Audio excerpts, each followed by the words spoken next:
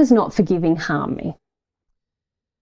Well, we've done a series of 15 presentations about forgiveness, compensation, conscience. You can see in that discussion that we've already sort of itemized a lot of the harm that results from the refusal to forgive and repent. So, you know, the reality is there's not a large need for us to go through and itemize all of those again. But it is helpful, I feel, for a person to see that they are causing harm to themselves. Yes. And we need to sort of at least list some of these harms that you cause to yourself by refusing to forgive. Because refusing to forgive, see, most people think refusing to forgive is good. Yeah. It helps me maintain a position of power and control, helps me feel like I'm in the right and you're in the wrong. It helps me feel superior and all these other things that they feel are good. That's right. Yes. And also, now that we define what's involved in forgiveness, which includes humility to the pain, to emotional pain, the exact pain that happened to me at the time I was harmed. So people think, well, forgiving, that's bad for me. I'm going to have to feel all these terrible things. It feels like I'm being harmed again when I go through the process. Well, that's what people say, but it's not true. It's not true, but this is why people... Interestingly, it's what people say who haven't gone through the process. We have a lot of rationalisations for not Of forgiving. course, and we have a lot of these rationalisations to prevent ourselves from going through the process. Yeah. So the reality is, from God's perspective, that there's so much personal harm that we're doing to ourselves by not forgiving. And it's wise for us to put that on the scales, isn't it? So on one hand, I've got to feel my emotions, but what's the result of me not feeling my emotions? On one hand, I need to go through the process of feeling some pain that other people did to me. What is the result if I don't do that? You know, this is nobody looks at that. They're all looking at, these other things, but never looking at what are the results if I don't do it. Yeah. So war is the result of you not doing it. Yes. Why do you think we have war on the planet? Because everybody on the planet doesn't want to forgive. That's why we have war. There's no other reason for war than everybody on the planet doesn't want to forgive. Yeah. Right? And those of us who say, oh, but I do want to forgive. Well, let's look at it honestly. Do you want to go through this whole process of forgiving? Because as we've discussed it, because the majority of people, if they're honest with themselves, would have to say, no, they don't. For the very same reasons that Sandra has for saying she doesn't want to. Yep. Right? Yep. And so that's the attitude that causes war. Yeah. So pain and suffering caused by war. There's rapes, murder, death, destruction, disability, destruction economic of property, famine. There's so many ill effects. And you're not harmed by that? Yeah. Well, I don't think so. I think you are. You're definitely harmed by that. Yeah. All right. Our damaged emotions remain in our soul. Yeah. You carry them everywhere. They're like a burden, a weight, a baggage. They're like rocks that you're carrying around with yourself, and they influence everything you do, everything you think, every way you act, everything you feel, everything, right? So surely, if you want to be relieved of that burden, you'd be better off forgiving, surely, right? But again, most people don't see, I've got to feel an emotion. I'd be better off carrying it around for the next 25 years than feeling it, is the way we see it. Like, I'm better off causing my own death from an emotion, like cancers and so forth are causing your own death from emotion. But even my own old age and death are caused by emotion, like resistance to emotion. I'd even rather do that than feel it. Yeah. I'd rather damage my children than feel it. I'd rather damage other people than feel it. I'd rather have a terrible relationship with my partner than feel it. I'd rather, this is the reality. We'd rather do almost anything than feel. Yeah. Which tells us how afraid of feeling we are. It does. Right. It does. Yeah. But it's good to catalogue the things. I was just lying in bed last night doing it myself, thinking, right, this is happening in my life. This is happening in my life. I'm still in this demand or an addiction in this way, and that makes me feel bad about myself, the fact that I am in that demand and addiction.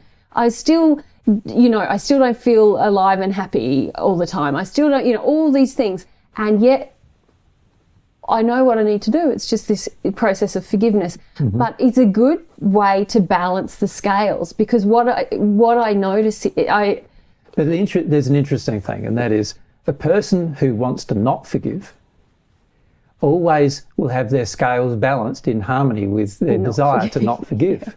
Yeah. A person who really desires to forgive will always have their scales balanced in harmony with their desire to forgive. Now, that's an interesting thing. Yeah. So that tells us that while we have these kind of feelings where we're listing all the reasons why we shouldn't forgive, Yeah. that's really telling us that we really just don't have a desire to forgive. Yes. Right? Yeah. And we're always going to list things supporting our true desire. Yeah. So this is one way we can accurately assess our true desire, by going, I'm making a whole heap of excuses here. And you and I have frequently had this conversation. If you're making a whole heap of excuses about maintaining a certain course of action, you don't want to do the opposite thing. No. Right? So look at that. Look at why you don't want to. Nothing's going to change until you want to. Yeah. And this is what we need to do with this, desire to not forgive, the refusal to forgive. Yeah. We need to make sure that we examine the motivations for such desires, but also accurately assess the results. And I've frequently said in conversations with you, you've got to look at what you're getting from your action before you'll probably change your action. Yeah. You know what I mean? And in fact, that's what compensation, attraction, everything is trying to help me see the results, isn't it? Yeah. But let's us in our feeble way, no way in measure of God's laws, just read some now. Yeah, exactly. Not quite as powerful, but still important. So we remain in our demands and addictions to avoid emotions. Yes, in other words, we're always demanding of other people, they've got to do this and they've got to do that for me, and they've got to make sure they do what I want. I've got to be in control. I've got to, And that does have an effect on your level of self-respect over time. It's not only that, it's tiring. You're always having to exert all this energy to get things. Yeah, like trying to control other people. Like, honestly, you can barely control yourself. Yes. And particularly if you've got all these emotions, you barely can control yourself. Why are you even trying to control somebody else as well as yourself? Yeah. You might as well give that up. You can't even control yourself. How do you expect you're ever going to control them? Yeah. Yeah. And you're right, it takes a lot of energy to continually meet our addictions. And sometimes I've joked with you and said, like, if only I used my powers for good rather than evil. Someone else who's so driven in their addictions, if only they used all that energy for good, for their own growth. Wow, they'd be getting so much done. But it just takes so much. And we see people work themselves into the ground in their businesses or, in marriages, just because they just desperately want that addiction. Yeah. No, it's full on. All right, we also remain bound to the person who harmed us. So in other words, we're not going to let them go. We're always going to think about them. We're always going to finish up thinking about what they do. And then we try to stop ourselves from thinking about them. But that also has the effect that we stop remembering our life and we stop remembering good things. And we eventually get Alzheimer's from that. Yeah. That's how far that goes, trying to not remember. We try. We can't help but remember, and then we try to not remember. And to do that, we've got to basically go psychotic. Yeah. And having worked in some limited way in my professional life with some people with Alzheimer's and dementia, the sad thing is often people do get caught in a loop of only remembering things that are distressing. That's right. In their effort to not remember, they've forgotten everything else except the thing. That's right. That's how God designed it. It's not everyone with Alzheimer's. But it happens frequently. Yeah. Happens frequently. That. Yeah. And also, we talked about in the series that it happens on a metaphysical level. This connection, and we also then have this response that is not loving coming up in us all the time to that person, don't we? And that... Or anybody who reminds us of that person. It's just... It feels out of control, our response, almost. Yeah, well, this is why most people try to shut it down and deny it and try to, shut down their emotional response to it. But that has other negative effects on our life. Of shutting down our emotions always has negative effects on our life. Our soul's been designed to feel. Yeah. And as soon as we start shutting it down, we're going to be causing major problems. Yeah. Yeah. All right. We've kind of mentioned this. We remain with a desire to harm others who are similar to the person who harmed us or who remind us. So we have a desire to harm here. So when you refuse to forgive, you have a desire to harm. Even if you don't recognise it, you do have a desire to harm and punish, actually.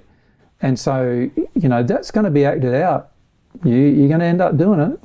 You can't avoid doing it if you have the desire to do it. It's going to be hard. Yeah. We remain estranged from God. Of course, God's laws all revolve around, particularly the part from getting from the first sphere to the celestial heavens, the 7 spheres of progression, if you like, between those points. They're all about forgiving. Yeah. Going through emotions, being humble, getting to the point where you can accept God's feelings about matters. So, of course, you're going to be estranged from God if you keep doing it. Yeah. We remain in complete denial of the conscience. Yeah, we're basically saying, I don't want to hear from God that not forgiving is a bad thing. I want to hear from God that not forgiving is a good thing. Yeah. Now, God's trying to say the opposite to you to that. So, how are you ever going to hear what God's saying to you? You want to hear the complete opposite. Yeah, and we can want to hear the complete opposite about one little thing, but by rejecting the conscience on that matter, we also start to reject the conscience on every matter, don't we? It's the emotion of preclusion.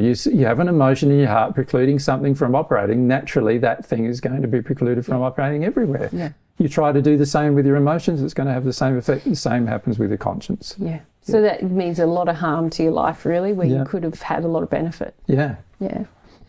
We consign ourselves to a slow and painful compensation process. Yeah, honestly, something that you could deal with in a few months or a few years at the most often turns into a nightmare of hundreds of years. Yeah. And, you frequently see this when it comes to severe problems like abuse or torture or other things like that, where people have been there for thousands of years not even dealing with it, but in that place. And honestly, what could be a few years can potentially turn into thousands of years of hardship. Yeah. Do you really, are you really assessing that?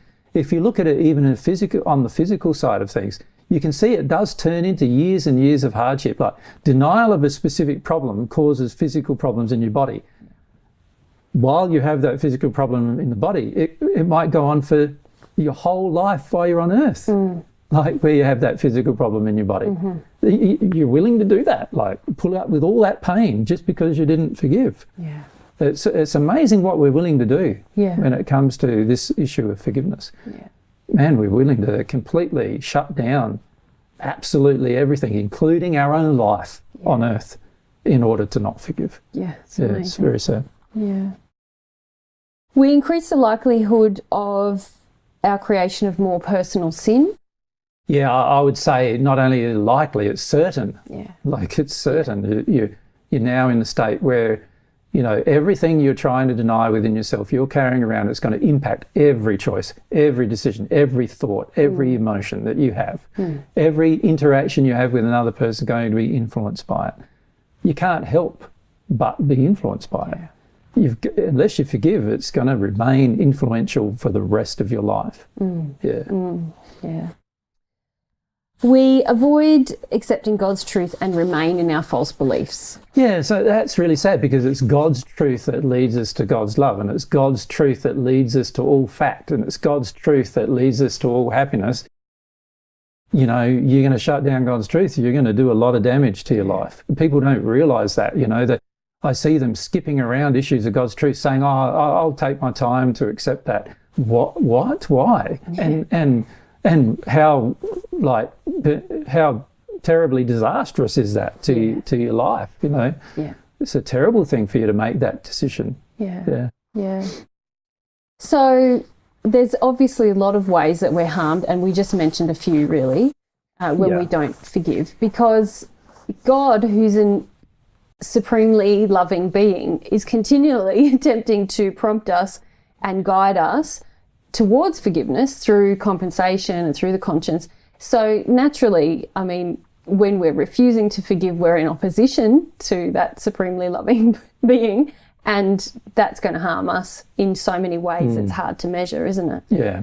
And if you could truly hear God through the conscience, you'd be hearing, why are you doing this to yourself? Yeah. You know, why are you harming yourself like this? You know, that's what you'd be hearing from God if you could hear what God's saying through your conscience. The fact that you believe you're not harming yourself means that you're not hearing your conscience at all. Yeah. Right? If you're doing these things and not hearing someone going, why are you doing all these self-abusive things? Because not forgiving is a self-abusive act. And so, you know, God's quite clear about that. If you connect with God through the conscience, he's quite clear about that. Yeah, I feel it's been a wonderful experience going through this forgiveness and repentance series with you, because as viewers will know, when we hit the conscience section, there's a lot of emotion that came up for me. But having gone through that process somewhat emotionally while we recorded and outside of recording, I actually feel God's opinion about forgiveness a lot more strongly, just because I removed the opposition to some things about Being told. and giving up my parents' definitions. Yeah. And also giving up the definition of what a parent is. Yes. You know, because our definition of what a parent is very much controlled by our relationship with our earth-based parents initially. And unless you give that up, you're not going to really understand what a loving parent would do. Yeah. And God's a loving parent. He's not going to do what our parents did. Yeah. Yeah.